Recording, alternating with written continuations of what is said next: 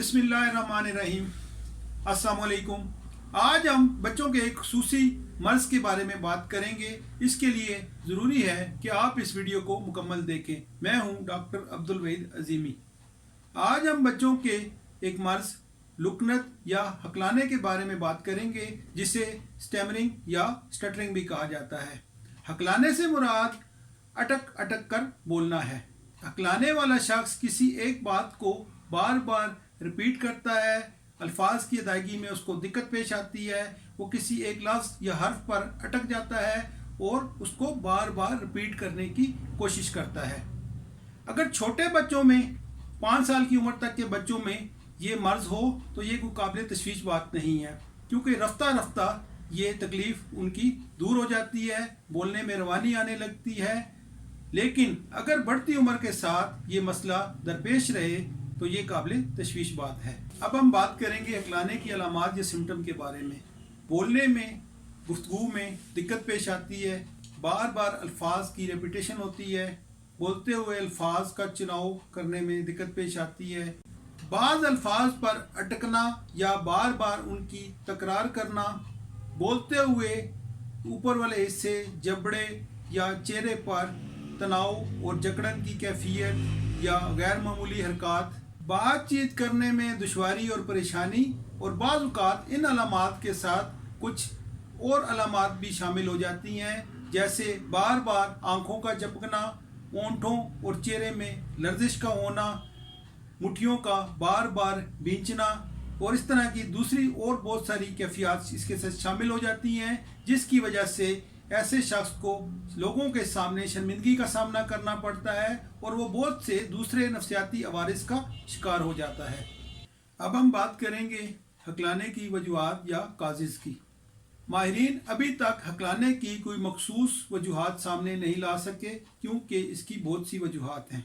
सबसे पहले हम मरूसी वजूहात की बात करते हैं। बहुत से माहिरीन तिब का ख्याल है कि इसकी वजह मरूसी भी हो सकती है, क्योंकि जब हकलाने वाले लोगों की स्टडी की गई तो 60% लोग ऐसे थे जिनमें उनके करीबी अजीज़, रिश्तेदार या उनके फैमिली मेम्बर्स में हकलाने की शिकायत मौजूद थी।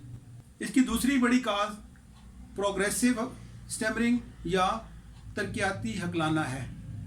आम तौर पर 18 माह से लेकर 2 साल के बच्चों में हकलाना आम तौर पर देखा गया है, क्योंकि उस वक्त वो बोलने का प्रोसेस जो है वो सारा सीख रहे होते हैं, सीखने के अमल में होते हैं, तो इस दौरान वो हकलाते हैं।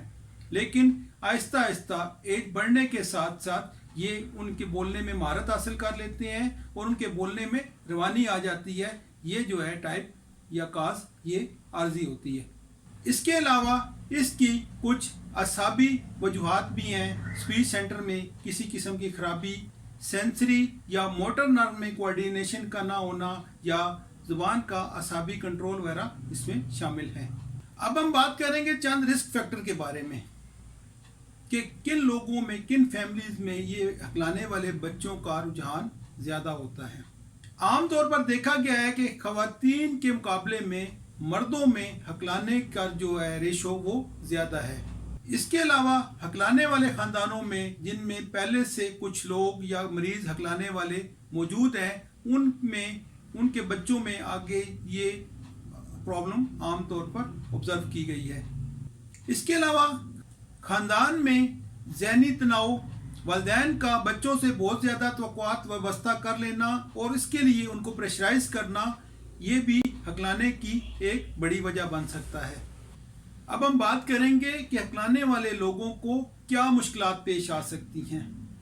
हकलाने वाले लोगों में सबसे बड़ी मुश्किल तो ये है कि उन्हें बातचीत में मुश्किल पेश आती है, अपना मुद्दा बयान करने में उनको दिक्कत पेश आती है, वो बेचैनी महसूस करते हैं, जिसकी वजह से वो अदम एतमाद का शिकार हो जाते हैं, एहसास महरूमी का शिकार हो जाते हैं।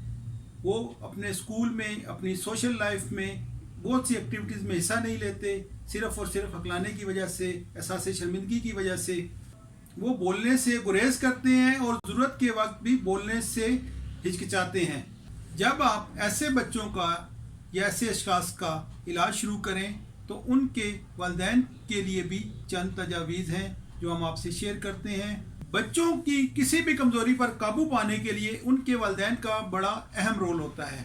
वालिदैन का साथ और एतमाद बच्चों में खुद एतमादी पैदा करता है।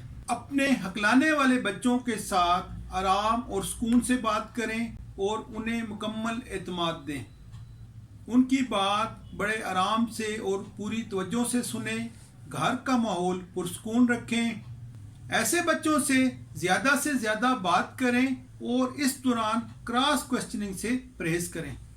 अल्फाज और हरूफ की अदायगी में ऐसे बच्चों की मदद करें और उसे मजबूर ना करें कि वो जल्दी बोले या अपनी बात जल्दी ख़त्म करे। बच्चों में खुद एतमादी वालिदैन की तरफ से मिलने वाली दाद और तहसीन से ही पैदा होती है। अपने बच्चों का दूसरे बच्चों के साथ मुवाजना हरगिज़ ना करें।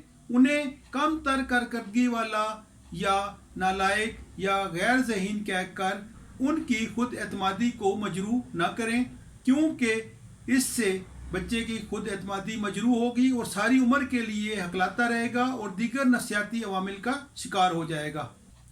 ऐसे बच्चों के इलाज के लिए बच्चों के इलाज के साथ साथ उनके वालिदैन की काउंसलिंग भी बहुत ज़रूरी है।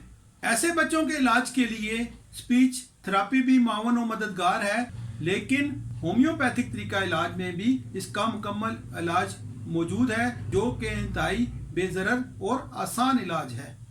होम्योपैथिक तरीका इलाज के लिए बहुत सारी अद्वियात हैं जो बच्चे को उसकी सिम्टम के मुताबिक हम इस्तेमाल करवाते हैं।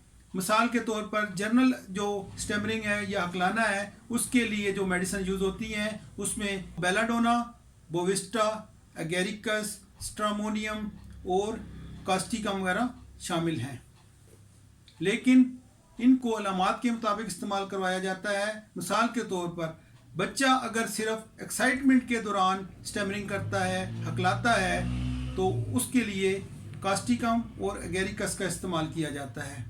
इसी तरह बच्चा अगर बोलते हुए अपने पहले लफ्ज़ पर अटकता है, फर्स्ट वर्ड पे स्टेमरिंग करता है, तो उसके लिए स्पाइजेलिया मेडिसिन जो है वो यूज़ की जाती है। इसी तरह अगर बच्चा अपने लास्ट वर्ड पर जाकर हकलाता है, रुक जाता है, अटक जाता है, तो उसके लिए लाइकोपोडियम होम्योपैथिक दवा इस्तेमाल की जाती है।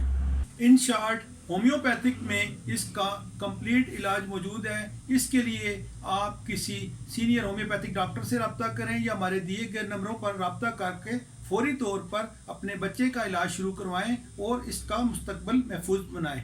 हमें भी अपनी खुसूसी दुआओं में याद रखिएगा। सलामत रहें। शुक्रिया।